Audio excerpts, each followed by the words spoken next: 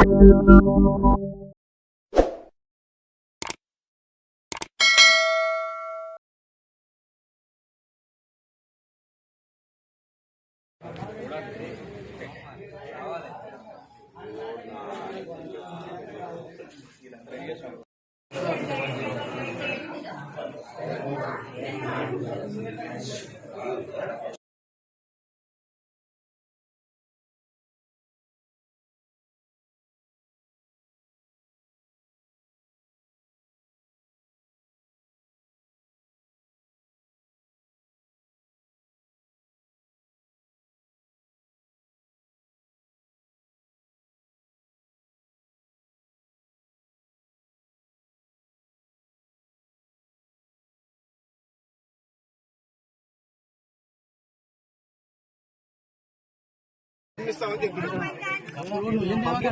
ఏమని చెప్పిండే, నేను అక్కడ తీసుకుని అన్ని ఇస్తా, డబ్బులు ఇస్తా 6 months అని చెప్తున్నావు.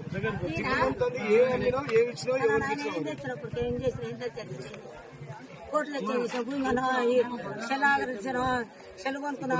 నువ్వు ఈజీగా నాకు లేవు నా దగ్గర అంటే మేమే వదిలిపెట్టేటోళ్ళం కావు. వదిలిపెట్టుకున్నావు ఒకటి. వీళ్ళు డబ్బులన్నీ ఇవ్వాలి, నీ కూడా అడిగియాలి, వాళ్ళని తెచ్చియాలి మాకు.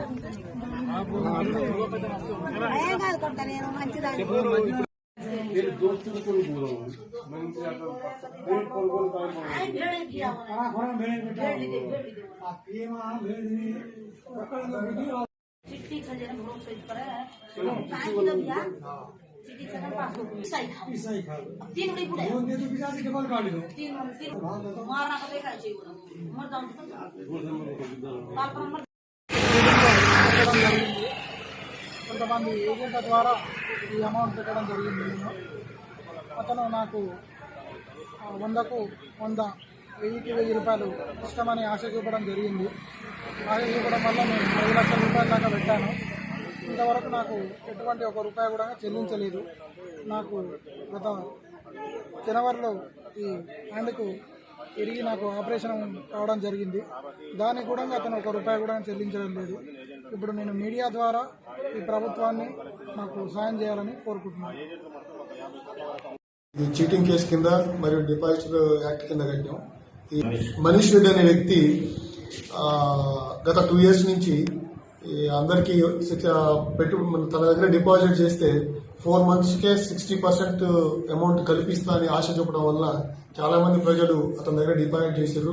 అదేవిధంగా ఆయన ఒక 9 మంది ఏజెంట్లు కూడా పెట్టుకుంటూ ఏజెంట్లను పెట్టుకుని ఏజెంట్ల ద్వారా డైరెక్ట్ తన ద్వారా మొత్తం కలిపి ఆల్మోస్ట్ ఇప్పుడున్న లెక్క ప్రకారం అయితే 8 నుంచి 10 కోట్ల వరకు ఉండొచ్చు అంచనా వేస్తున్నాం.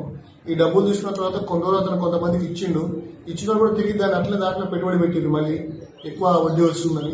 ఆ క్రమంలో ఈయన ఈ అమౌంట్ తీసుకుపోయి ఇప్పటివరకు ఇన్ఫర్మేషన్ ప్రకారం ఆన్లైన్ బెట్టింగ్ ఆడారు. ఆ బెట్టింగ్ యాప్స్ కూడా ఉన్నాయి. ఆన్లైన్ బెట్టింగ్ ఆడడం వల్ల కొన్ని కోట్లు లాస్ అయినట్టు తెలుస్తుంది. అది ఎంతవరకు కరెక్ట్ అనేది ఇన్వెస్టిగేషన్ లో మేము ఫైండ్ అవుట్ చేస్తాం. అదేవిధంగా ఈయన ఏమైనా ఆస్తులు కొనడా, వేరే వాళ్ళ పేరు మీద కొనడా, ఇంకెక్కడ ఆస్తులు సంపాదించారా, మరి ఏజెంట్లు ఏమైనా ఆస్తులు కొనరా, వెహికల్స్ కొనరా, ఇవన్నీ కూడా దర్యాప్తులో భాగంగా బయటికి తీసి అలాంటి ఆస్తులు ఉంటే ఖచ్చితంగా వాటిని గవర్నమెంట్ రూల్స్ ప్రొసీజర్ ప్రకారం సీజ్ చేసి యాజ్ పర్ లా పబ్లిక్ అందరికి కూడా ఎవరైతే సఫరింగ్ అవుతుందో, ఎవరైతే డిపాజిటర్స్ ఉన్నారో వాళ్లకు న్యాయం చేయడానికి చట్టపరంగా సహకరిస్తాం. ప్రకారం ఈ మండలంలో కూడా చుట్టుపక్కల విలేజెస్ ఎక్కువ ఉన్నారు. 3-4 విలేజెస్, మాలు చుట్టుపక్కల 3-4 విలేజెస్ ఉన్నారు. ఇంకోటి ఏంటంటే ఎవరైతే ఏజెంట్ ఉందో వాళ్ళకి తెలిసిలో ఉన్నారు అంతా. ఇప్పుడు ఒక ఏజెంట్ ఉంటే నీ నుంచి ఒక 10 మంది, 20 మంది, 30 మంది నీ బంధువులు, నీ ఊరోళ్ళు, నీకు తెలిసిన మాత్రమే ఉన్నారు. ఇప్పుడు మన దగ్గర ఉన్నది, రేపటి ఇంకా పెరుగుతుండొచ్చు. ఎంతమంది అనేది మనం ఫిగర్ చెప్పలేదు. ఇక్కడ ఇంకోటి విషయం ఏంటంటే దీంతో పాటు దీనికి డైరెక్ట్ లింకు లేరు ఎవరు. మాక్సిమం మధ్యలో ఉన్న 9 మంది ఉన్న మీడియేటర్స్ ఉంటారు కదా, మన ఏజెంట్స్. ఈ ఏజెంట్స్ని పట్టుకుంటే మనకు తెలుస్తుంది, లేదా స్వతహా పోలీస్ స్టేషన్కి వస్తే మనకు వాళ్ళు ఇచ్చినప్పుడు మనకు అర్థమవుతుంది. ఈ 2-3 రోజులు ఐడెంటిఫై చేస్తారు ఎంతమంది బాధితులు. ఇంకా రాలేదు, ఏజెంట్లు ఎవరు తీసుకోలేదు. ఈ రోజు పిటిషన్ ఇప్పుడే వచ్చింది. ఏజెంట్ అని కానీ అక్యూజ్ కానీ అనుభవం తీసుకున్నాకనే లాస్ట్కి అది కూడా వెరిఫై చేస్తాం. ఆధారం అంటే పేమెంట్ మోడ్ ఫోన్ ద్వారా చేసిరా లేకపోతే ఎట్లా చేసిరా అనేది నిరూపించుకోవాలి కదా. నేను ఏం లేకుండా ఉత్తరించుకెళ్ళి ఇచ్చినట్టు అది లాస్ట్ ఆప్షన్. దాన్ని కూడా మనం కన్సిడర్ తీసుకుంటాం. ముందైతే ఎవరైతే బాండ్లు ఉంటాయో, ఎవరైతే ఇది ఉంటాయో వాళ్ళు ఇంపార్టెంట్, మనకు వాళ్ళతో తీసుకుంటాం. నేను ఏ ఆధారాలు లేకుండానే రావచ్చు, మమ్మల్ని అప్రోచ్ కావచ్చు. ప్రజల బాధితులకు మా పోలీస్ నుంచి రిక్వెస్ట్ ఏంటంటే దయచేసి మీరు ఎవరైనా బాధితులు ఈ వీడియో న్యూస్ చేసినాకైనా చింతపల్లి పోలీస్ స్టేషన్కి వచ్చి సిఐ నవీన్ గారు ఉంటారు.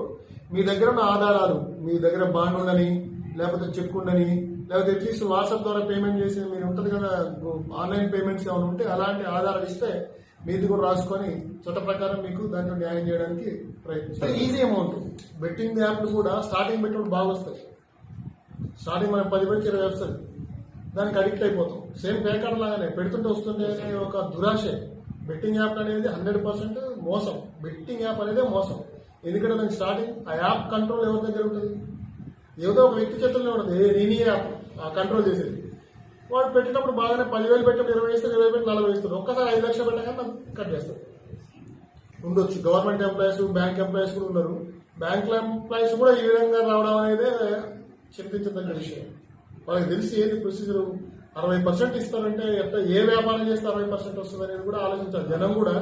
జనం పెట్టుబడి పెట్టేటప్పుడు ఎక్కడ పెట్టుబడి పెడుతున్నాం, ఏం పెట్టుబడి పెడుతున్నాం, ఎస్పెషల్లీ గవర్నమెంట్ ప్రమోట్ చేసే గవర్నమెంట్ వాళ్ళతో ఉన్న ఆర్బీఐ అప్రూవల్ ఉన్న వాళ్ళతో పెడితే సేఫ్ ఉంటుంది. తక్కువ వడ్డీ వచ్చిన 60%, 100కి 60% 4 నెలల్లో వస్తుందని పెడితే ఇలాంటి మోసాలనే మనం చూడాల్సి వస్తుంది.